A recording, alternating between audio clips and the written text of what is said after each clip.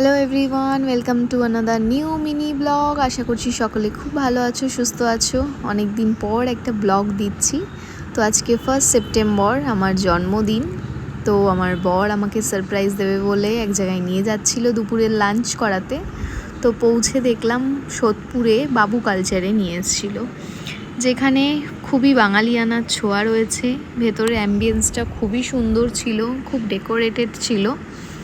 তো আমাদের যাওয়ার সাথে সাথেই ওয়েলকাম করা হলো, ওয়েলকাম ড্রিঙ্ক দিয়ে, যেটা আমপানা ছিল, খুবই টেস্টি ছিল খেতে। আর তারপরে যেহেতু বাঙালিয়ানা একটা রেস্টুরেন্ট, সেখানে এইভাবে আমার জন্মদিনটা পালন করা হয়েছে।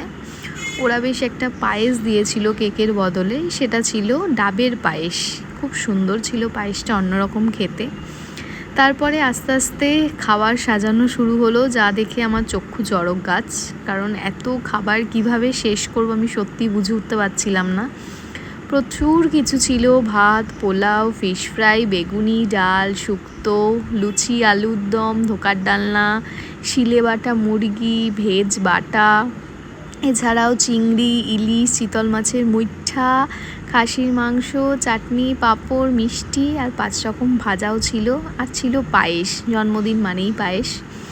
আর শেষ পাতে ছিল পান।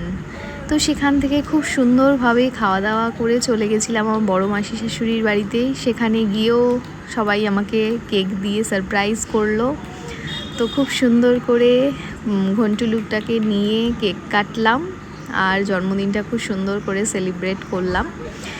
তো সেখান থেকে কেক টেক কেটে আস্তে আস্তে বাড়ির দিকে রওনা দিলাম। তো আজকের এই ছোট্ট মিনি ব্লগটা কেমন লাগলো অবশ্যই জানিও, আর ভালো লাগলে একটা লাইক, কমেন্ট, শেয়ার করে দিও। Thank you.